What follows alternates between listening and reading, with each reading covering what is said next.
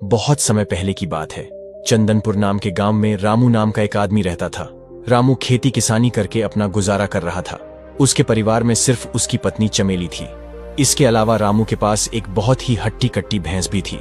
वह भैंस रामू को अपनी पत्नी चमेली से भी ज्यादा प्यारी थी। रामू सुबह शाम उसे घास डालता। जल्दी उठकर वह सबसे पहले अपनी भैंस को नहलाता धुलाता और फिर उसे चारा खिलाता।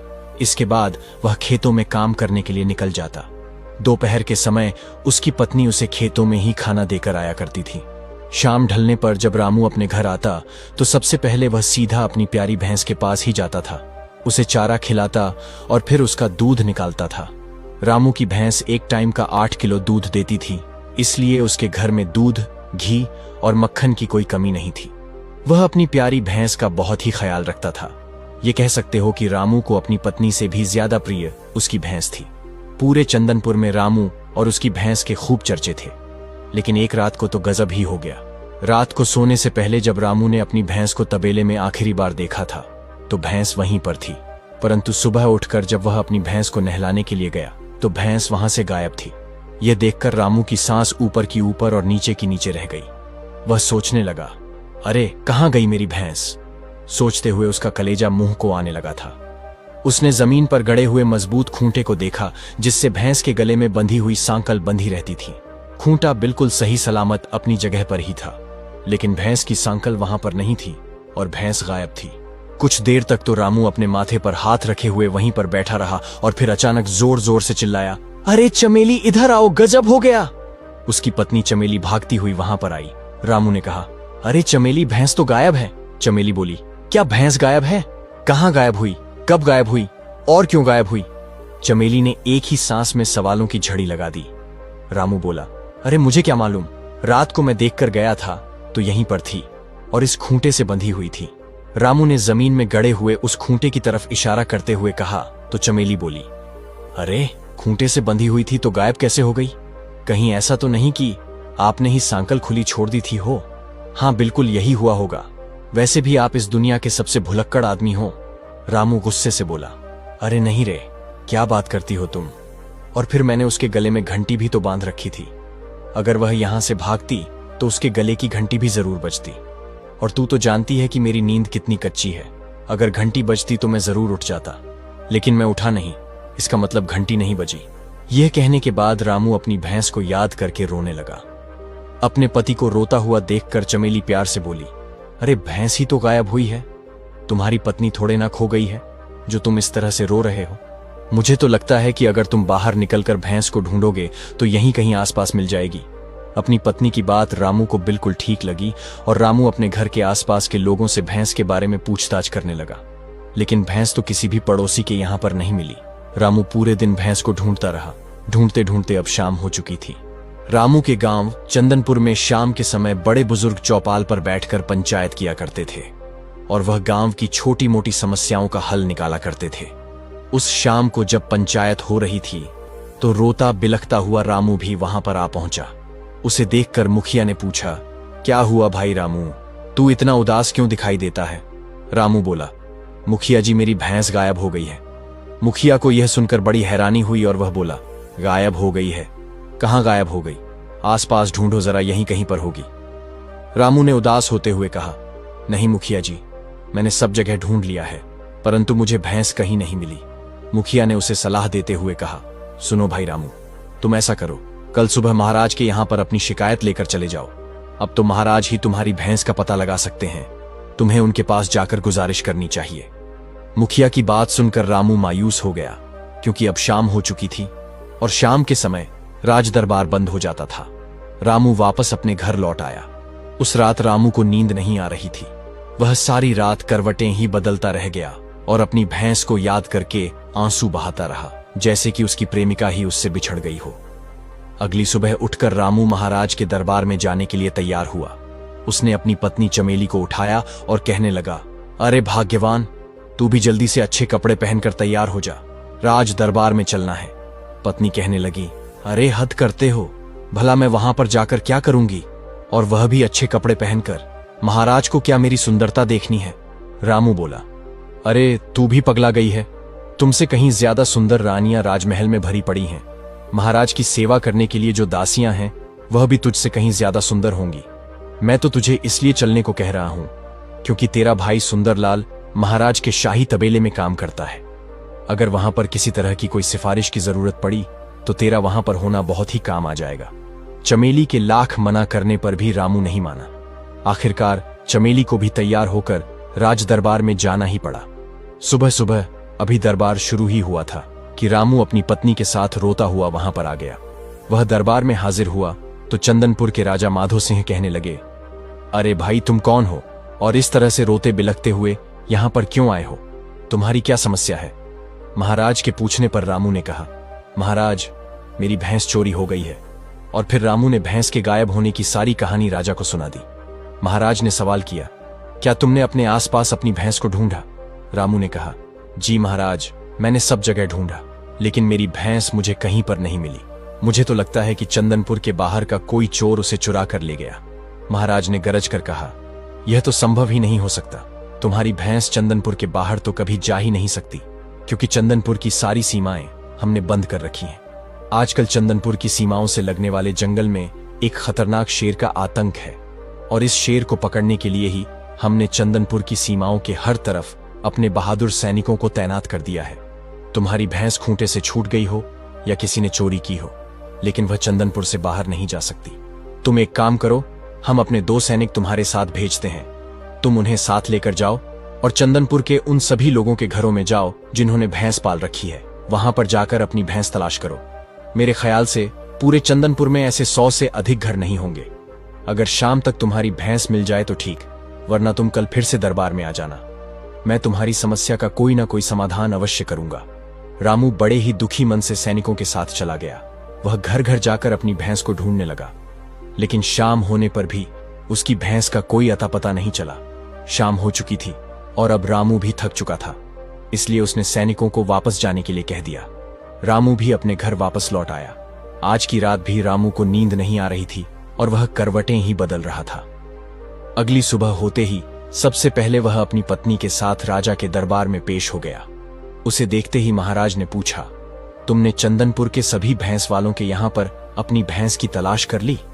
रामू बोला, हाँ महाराज, मैंने सभी जगहों पर तलाश कर ली परंतु कहीं भी मेरी भैंस नहीं मिली।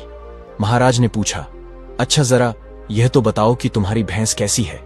रामू ने विस्तार से बताते हुए कहा, महाराज मेरी भैंस बहुत ही सुंदर है। वह मेरी पत्नी से भी ज्यादा सुंदर है और वह बहुत ही हट्टी कट्टी और तंदुरुस्त है। उसके गले में एक सुंदर सी घंटी भी बंधी है। यह सुनकर महाराज बुदबुदाते हुए कहने लगे, क्या घंटी बंधी हुई थी? रामू ने कहा, जी महाराज। इसके बाद राजा ने कुछ सोचते हुए कहा, अगर तुमने चंदनपुर के सभी घरों में अपनी भैंस को खोज लिया है और तुम्हें अपनी भैंस नहीं मिली तो तुम ऐसा करो, आखिरी तबेला यानी राजा के तबेले में भी एक नजर मार लो। हमारे तबेले की भैंस दिखाने के लिए हम खुद तुम्हारे साथ चलेंगे। इसके बाद राजा रामू और उसकी पत्नी को लेकर अपने शाही तबेले में आ पहुंचा।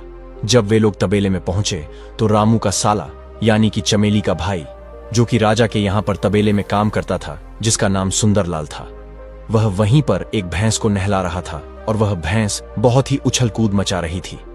रामू उस उछल कूद मचाती हुई भैंस को देखकर कहने लगा, महाराज महाराज यही है मेरी भैंस। वह जोर जोर से चिल्लाने लगा, महाराज यही मेरी भैंस है। महाराज ने रामू को गुस्से भरी नजरों से देखा और कहा, तुम हम पर चोरी का इल्जाम लगा रहे हो। रामू बहुत ही विनम्रता से हाथ जोड़कर कहने लगा, नहीं महाराज, मैंने ऐसा तो नहीं कहा, लेकिन मेरी भैंस तो यही है। राजा बोला, परंतु तुमने तो कहा था कि उसके गले में कोई घंटी बंधी हुई थी, लेकिन इस भैंस के गले में तो कोई घंटी नहीं बंधी हुई। ये कहते हुए राजा ने भैंस के गले की तरफ इशारा किया और तब तक वह भैंस अपने मालिक रामू को पहचान चुकी थी और उसके नजदीक आ गई और फिर वह रामू के पैर चाटने लगी। यह देखकर महाराज हक्के बक्के रह गए।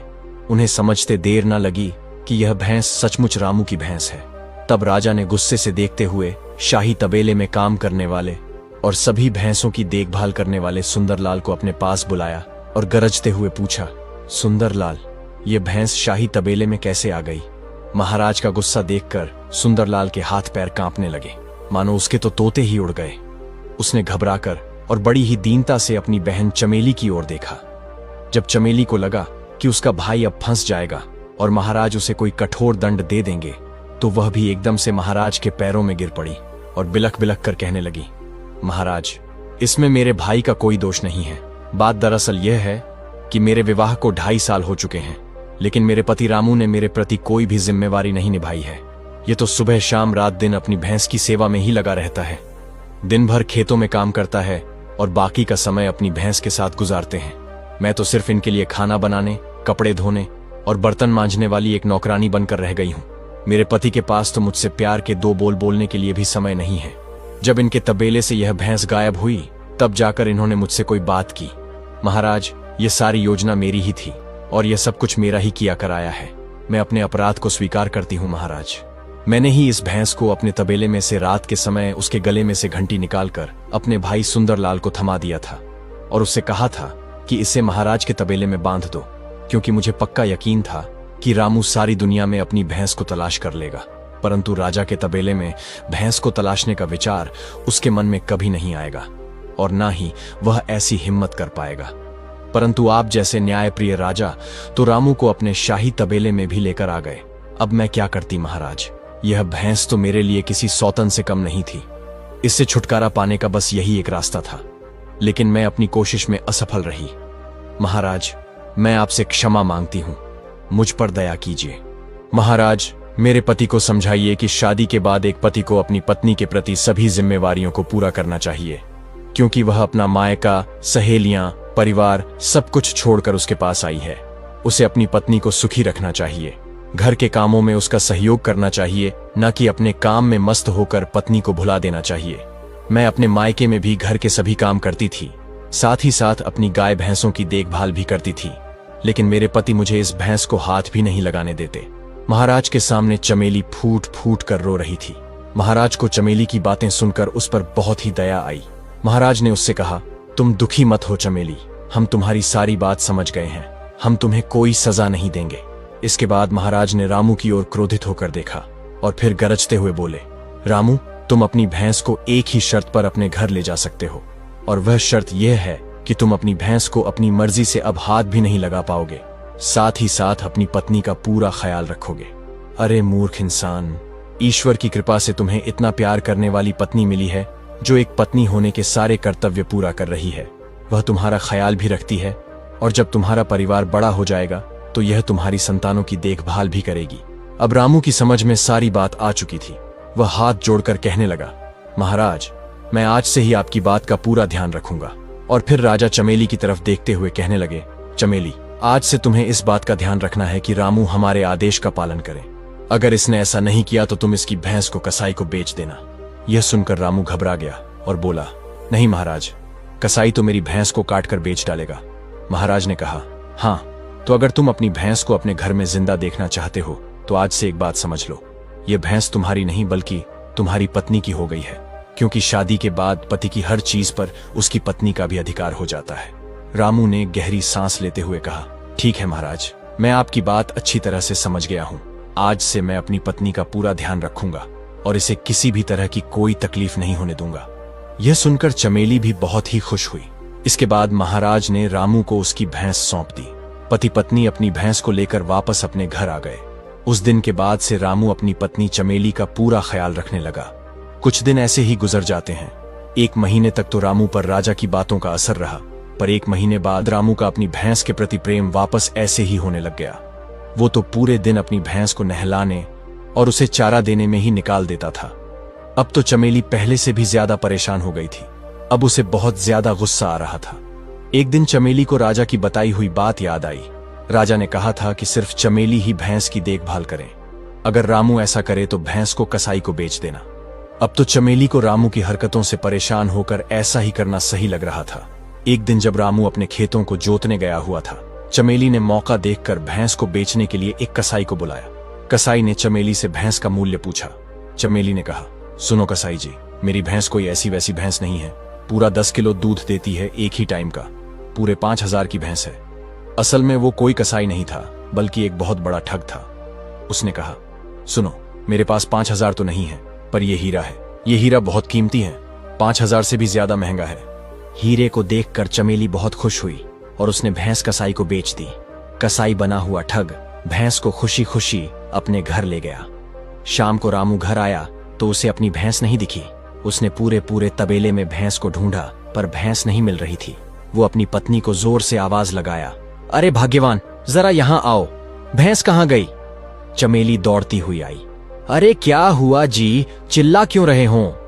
अरे भाग्यवान, भैंस कहां है? चमेली ने रामू को भैंस को कसाई को बेचने की बात बताई।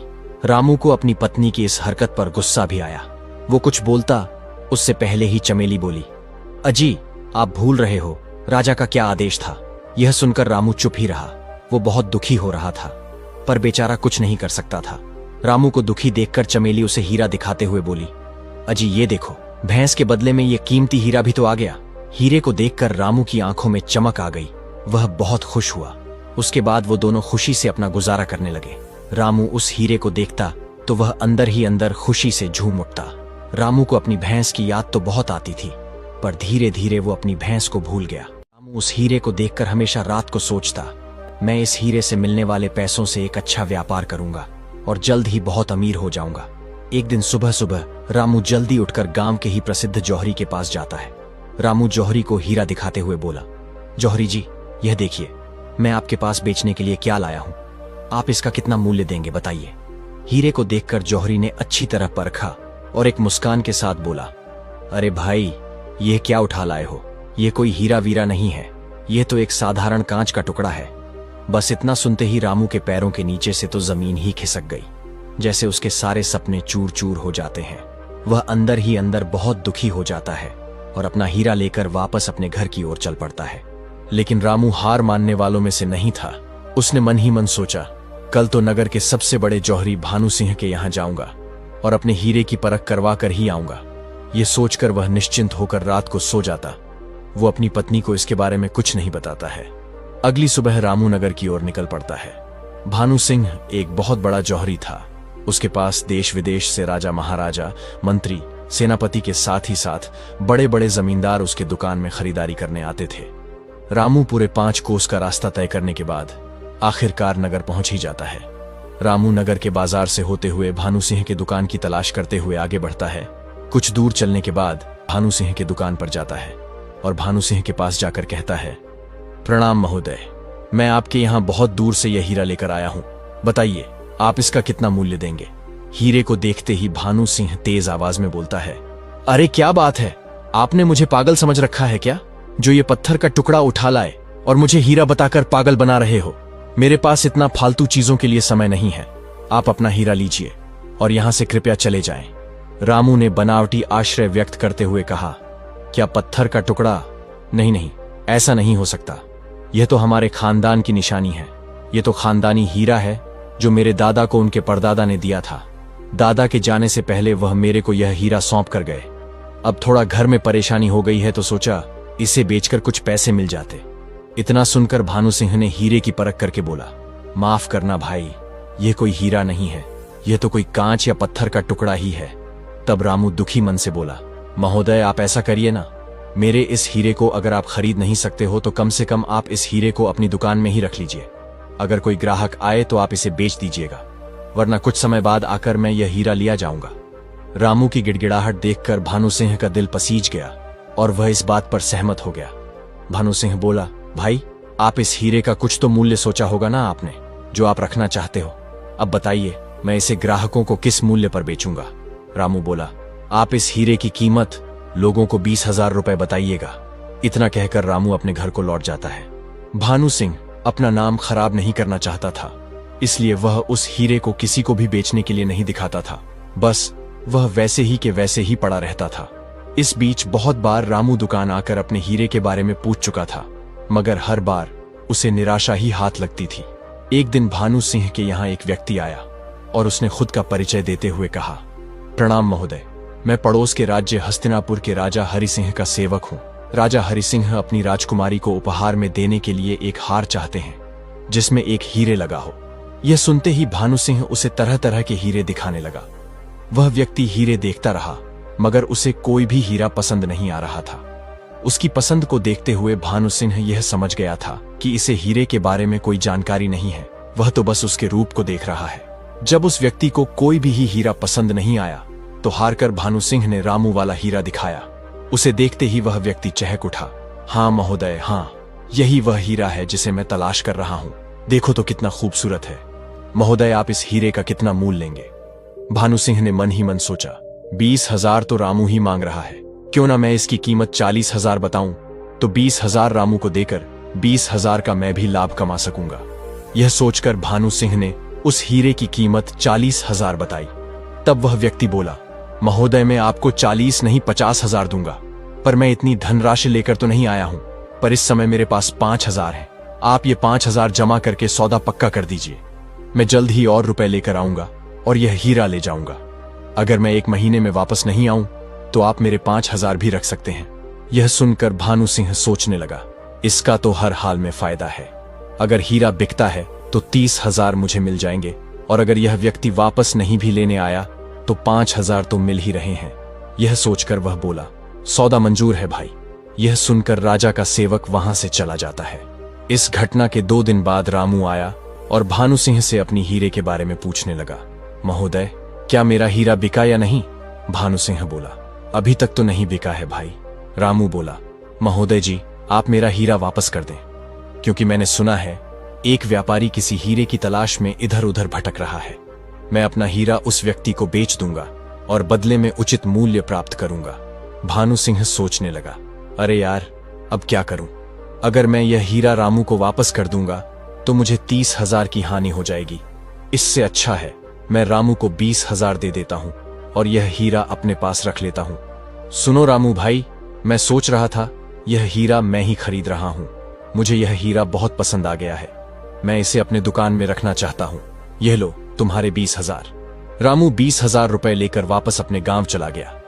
इधर अब भानु सिंह उस व्यक्ति का इंतजार करने लगा जो हीरे खरीदने की बात करके गया था। 2 दिन, 4 दिन, 2 महीना बीतने को आया, मगर वह व्यक्ति वापस नहीं आया। अब तो भानु सिंह को चिंता होने लगी, मगर वह क्या करे?